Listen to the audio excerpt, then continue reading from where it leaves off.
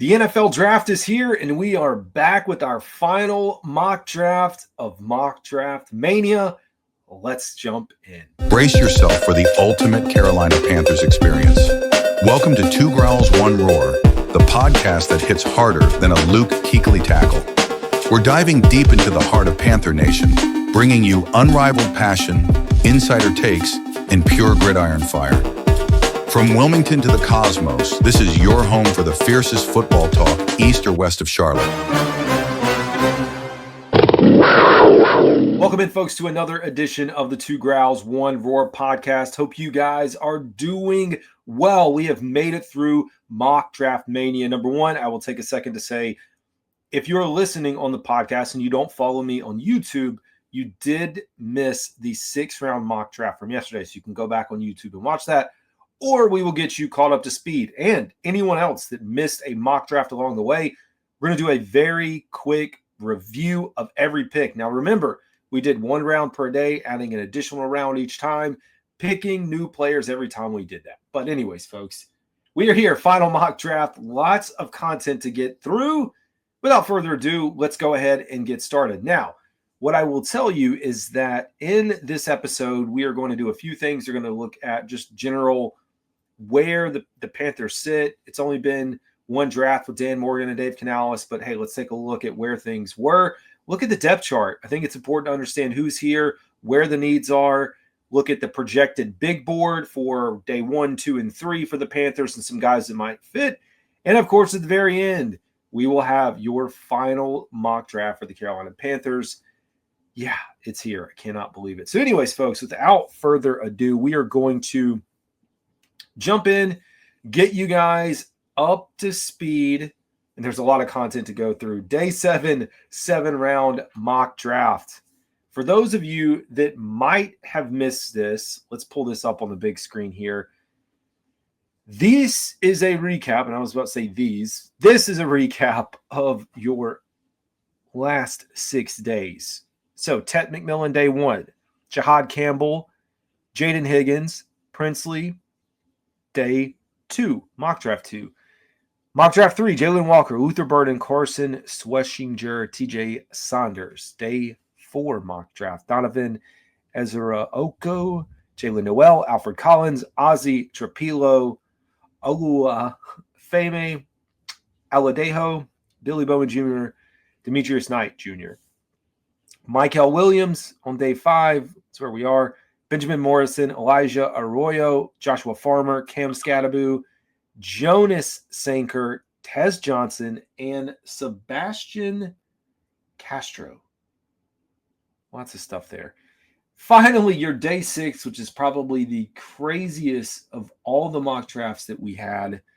James Pierce Jr., Darius Alexander, Darian Porter, Arante Ursary, Jalen Reed, Harold Fannin Jr., Kyle Kennard, Barrett Carter, JJ Pegas, Xavier Restrepo, and Daquan Felton. My gosh, and at the bottom of this, if you're watching, you can see the trades.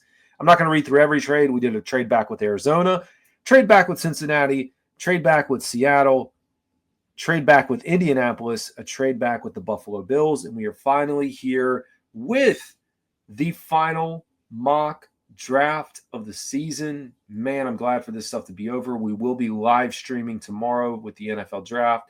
Hope you guys can tune in as we react. Likely just going through the first round. We'll figure it out. With that said, it's time to talk about draft history. Now, actually, before we get too far into the mock draft, I want you guys to know that the final mock draft is going to have some carryover. So we are finally at like, hey, this is the mock draft. We're looking for the Panthers, but we're also going to talk about philosophy, a range of guys that could be available, and then, of course, give you my final picks and selections, and we'll go from there. But before we do that, let's talk about draft history. As we said, Dan Morgan, the GM since 2024, last year. Trade up happened twice. Second among GMs and trade down. So he was very active in last year's draft. I think a lot of folks remember that. Let me try to – I was going to try to put this up here. Make it a little easier to see, but I guess it's not going to work. Doesn't matter. Very active, though, trading up and trading down. So I would expect Dan Morgan to do the same thing this year. Trading up, trading down. Hopefully someone there at 8. Here's my question as we get prepared to actually go through the draft. Whoever is there at pick 8, whether it's Jalen Walker, Ted McMillan, whoever your wide receiver is, Mason Graham. That's the bunch of guys that we think could potentially fall. When you get in that range, do you, the Carolina Panthers, and one of those guys is available, or the whole group, do you value that one person over the potential, assuming there's a trade partner, to trade back and get more guys? That's the question they're going to have to answer. Do they see bigger impact from this one player? And again, we're assuming there's a trade scenario, or the potential to get 2 or 3 guys. Hopefully 2 to 3 guys, but I just don't know. You never know. You may not want to miss out on who you view as really the top talent. I'll throw this back up here.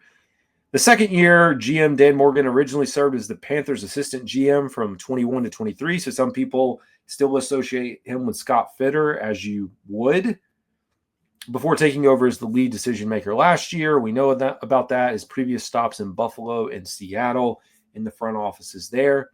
Here's an interesting tidbit when you talk about Dan Morgan, and again, whether you want to tie him to Fitter or not, he was there. Panthers has spent a league-high 7 picks on offensive skill position players. That's quarterback, running back, wide receiver, and tight end on days 1 and days 2 of the NFL draft since 2021. What does that mean? It means that it feels like there's a good chance the Panthers finally decide to go defense. And as you guys recall, Morgan told reporters at the pre-draft process, I don't really want to get into specifics on where I would want to trade back to, but we're definitely open to trading back and acquiring more picks. That's the theme. When you have a gap from pick 8 to pick 57, you got to bring in some compensation somehow to add additional folks, again, as we talk about the value between one guy versus 2 to 3 guys. The more guys you can get, the better chance you can hit, the better chance you have success, especially guys earlier on in the process. Now, this was a pretty cool graphic that I found. I should note this is NFL.com's Draft IQ. I just put it all into a few slides so you guys can see it. Taking a look at the Panthers picks. So round 1, pick 8. Round 2, pick 57. Round 3, 74. Round 4, 111 and 114. 5 in round 3, 140, 146, 163. In round 7, 230. In an additional graphic, we'll talk about where they got these picks. And finally, next year, things are whole in 2026. 1st, 2nd, 3rd, 4th, 5th, 6th, 7th. Like, we are wholly squared away. One of the things that we talk about with this, I'll come back so you can see me. One of the things that I have talked about, a lot of people think the Pittsburgh Steelers are going to need a quarterback. They think they may have to move in front of New Orleans. Pittsburgh's draft compensation this year is not great. They have 21st pick, 20s, a pick at 83. That's not a good haul for the Panthers to move up and trade back with pick 8. So I would expect if Pittsburgh is going to be in the running, they have to give up something for next year. Or player. I don't know that I necessarily want a player in exchange. But that seems to be where this thing would play out. I know some of y'all are going to try to say get George Pickens in here. I don't know. Not a fan. So the first round trade up likelihood is 1 star out of 5 per NFL.com. Trade down 4 out of 5 stars. So there's a really good chance if someone's there. We've talked about it numerous times. They have quarterback need, as in getting a quarterback, is a 2 out of 5 star. I don't agree with that. It should be a 1 star. There's no details around it. Projected starter. I mean, Bryce Young is the starter. He will be the starter. But 2 out of 5 stars, I understand Andy Dalton's 37. He's here for 2 more years. He's your backup. Unless that is the avenue you're trying to look up to say why you need a backup, like Panthers still have Plummer on the roster, okay? I don't think it's big of a need. I wouldn't put it at 2 out of 5 stars. Just me. How about the probabilities? And these are, I'm not supported by DraftKings, but it's what they posted. Carolina Panthers probability of the first position that's drafted. Defensive line is 38%. Has to be your tackle or an end. Linebackers at 30%. I'm going to assume that includes outside linebacker unless they put that with D-line.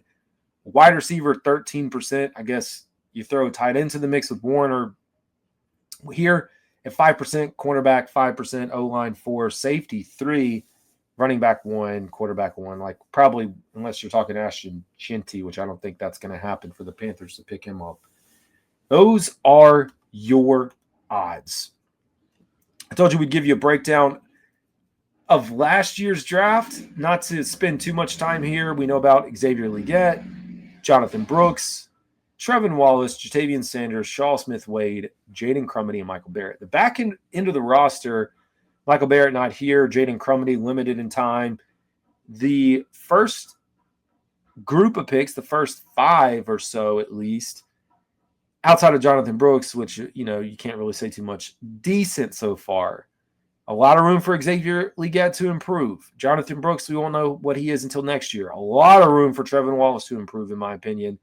Jatavian Sanders with upside. Hopefully he can stay consistent. And then Shaw Smith-Wade as well in that nickel position. That's where I group those guys. Before you can really get into the draft, you have to understand the state of your team. So for me, I did a way too early projection on the offensive side of the ball on who I think would make the cut today. So I have 22 players. Remember, you have a 53-man roster. 3 of those players are going to be allotted to special teams, your punter, your kicker, and your long snapper. So that leaves you with 25 to 25 split on offense and defense. Of course, you don't have to stay 25-25. You pick and choose what you want. But in this case, I have 22 players on offense. Defense is more in this case, and I think it'll still lean that way. I also think there's a possibility that, some things change around on here. But Coker, Legette, Thielen, Ickey, Damian Lewis, Austin Corbett, Robert Hunt, Taylor Moton, Tommy Trimble, Bryce Young, Chuba Hubbard, your starters. David Moore, I would say those 4 definitely in the mix. Dan Chisena, who's the X, Brady Christensen, Cade Mays, Chandler Zavala, Yash Nijman, JT Sanders. Probably have Jatavian Sanders first, honestly, over Tommy Trimble. Andy Dalton, Rico Dowdle, and then Jordan Matthews is a backup tight end, and Raheem Blackshear. Defensively, a little bit different here. Quite a few additions. Derek Brown, Bobby Brown, Treshawn Wharton, Jadeveon Clowney, Trevin Wallace, Josie Jewell. I still have questions on if Trevin will be the starter. We'll find out. DJ Wona, Mike Jackson, Trevon Moehrig, Damani Richardson, J.C. Horn, Shaw Smith-Wade. We talk a lot about safety. We talk about nickel, but the actual cornerback room itself also in need of some help. LeBron Ray, Shai Tuttle, Ashawn Robinson, DJ Johnson, Claudin Cherilus, Christian Roseboom, Patrick Jones II, Caleb Evans, Nick Scott, and Shamar Bartholomew round out your second, and then Sam Roberts, Popo Amave, Jaden Crumedy, Amari Barno, Jacoby Wyndham, John Radigan, Thomas Akun. When we get into the third line, probably not many of those guys making it onto the final 53. This is pretty close. So that's your state of the Panthers before we even move into the NFL draft. It's where things sit today. When you analyze that, let's talk about the needs. At the very top has to be edge, outside linebacker. Defensive line also right there. Could be an end, could be a nose tackle, probably nose tackle more so than an end. A safety, this is just my need. Like, you reorder how you want. A nickel, like I said, cornerback also, if that's what you think, nickel or cornerback. A wide receiver, maybe that could be higher on some list. And a linebacker. That is the state of where the Panthers sit and who I think and where I think the needs are. Now, I promised we would take a look at where these picks came from for the Panthers. They own the 8th overall pick, which is theirs. The Rams' second rounder, which is 57. They're on 3rd. They're on 4th. They own the Cowboys through the Mingo trade. The Giants' 5th rounder through the Brian Burns trade. They're on 5th rounder. The Ravens' 5th rounder for the Deontay Johnson trade, and then a Cardinals' 7th rounder as well. My gosh. We got a lot. Again, the more picks you have, the more likelihood that you are going to hit on some of these picks. That's my thoughts. Now, before we get into the final mock draft for you guys, let's take a look at the big board. Round 1, day 1 for the Panthers, and we'll look at day 2 and day 3. Let's throw it up here. This is the board. I don't think Abdul Carter is going to fall. I have him as marked off the list as like, no, he's not going to be there. Mason Graham. There is a possibility that Mason Graham is available. We've talked about it. And Jalen Walker. For me, I think it's between Mason Graham and Jalen Walker. There's a good chance both of those guys are gone. In the event that happens, the Panthers are in the range of Mykel Williams, Mike Green, Ted McMillan, Will Johnson, Jahdae Barron, whoever your wide receiver one is, Golden, Emeka Ibuka, like where that sits. I don't think they would take a cornerback at pick 8. This is where, I mean, like we said, we're not going to know until this thing gets out of here, but it feels like Jalen Walker may be gone before the Panthers have a chance to get him, just based on what we've heard and seen. Mason Graham falling in some boards. So the Panthers very realistically could be in a Mykel Williams type scenario, Ted McMillan, Mike Green. I don't know how I feel. So I'm hopeful that the Panthers have the ability to trade back, if possible, and recoup some more picks and then feel more comfortable selecting one of these other guys a little bit later in the first round. So day 2, which is rounds 2 and 3, a few guys, and now Donovan Ezra Oku that we talked about, there's a possibility he goes in the first. There's also a possibility Emeka Ibuka goes in the first as well, but in the event that those guys hang around, there's no way, in my opinion, these guys are hanging around until pick 57, which is part of the reason when we talk about day 2, it would be really nice if the Panthers had an earlier second-round pick on day 2. Luther Burden the third, and this is again through where things sit, likely a second-round selection. There's a chance he could fall. Carson Schlesinger, who we've mocked, seems to be someone that likely would be there at 57 should the Panthers not make any trades. Siobhan Revel Jr., who's coming off the injury, is projected second or third. Jalen Noel and Jordan Birch. Again, we're getting that second and third range for the Panthers, who have 57 and 74. All right, let's get into day 3. Day 3, TJ Saunders out of South Carolina. Omar Norman Lott out of Tennessee. Deion Walker, Kentucky. Jonas Sanker out of Virginia. Ollie Gordon the second. I thought it was the third, but second out of Oklahoma State. Kyle Kennard, edge, outside the linebacker out of South Carolina, and defensive tackle Warren Brinson. Lots of picks in the 5th round for the Panthers. Lots of picks in the 4th round. So I wouldn't be surprised if the Panthers try to package some of those and move up to get a guy a little bit earlier than you'd anticipate. 9 picks is great, but I don't know that we'll make all 9 picks. Not a bad idea to do it. We'll find out. And folks, you guys have made it through to now the final mock draft. This is it. And honestly, we're at the finish line, so I'm not going to make this thing into a big ordeal. We're going to get right into it. You're going to see all the picks at once. I'm not playing games today. We're jumping right into it. We're going to show you what we got and go from there. So without further ado, let's get into the picks. Here you go, folks. I will tell you the other thing we did not do is trade. I didn't trade anything. I kept everything as is and drafted straight up based off of availability. So this is what you got, folks. Jalen Walker, round 1, pick 8. Jaden Higgins, round 2, pick 57. You know, when we talk about needs, one thing I didn't put on the list is offensive line, offensive tackle. A lot is to be determined on the state of Taylor Moton and his knee and just health. There's a chance the Panthers, as they've talked to some tackles, get a tackle possibly in the 3rd or 4th round. Maybe it's the 2nd. Depends on how urgently they see the need. But Cameron Williams, offensive tackle out of Texas.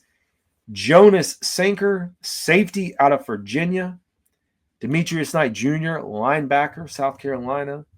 Kyle Kennard, edge, out of South Carolina. 2 South Carolina picks back-to-back. A little bit of a homer. Kobe Bryant, cornerback, out of Kansas. Damian Martinez, running back. Again, this is late, 5th-round selection. And lastly, we get another kicker. Add some competition for Matthew Wright. Andreas Borregales, out of the University of Miami, who's pretty stout, pretty good guy. So that is your final. Now, I guess for those that are audio listeners, I will read these again with the pick in the round to make it make more sense. Round 1, pick 8, Jalen Walker. Round 2, pick 57, Jaden Higgins. Round 3, pick 74, Cameron Williams. Round 4, pick 111, Jonas Sanker. Round 4, pick 114, Demetrius Knight Jr. Round 5, pick 140, Kyle Kennard. Round 5, pick 146, Kobe Bryant. Round 5, pick 163, Damian Martinez. Round 7, pick 230, Andreas Borregales. And that, folks, is the final mock draft of the season. That is it. We are here. We're done. Thank goodness. But you guys know we are going to do a live mock. Not live mock. We're going to do a live stream. I won't be able to show it, but we'll talk through and react to the draft tomorrow night. We're going to have one possibly Friday, if not Saturday. So we'll get you guys squared away on content, have you prepared, reacting, videos, all that. And as always, folks, this is Carolina Dad. Y'all have a good one.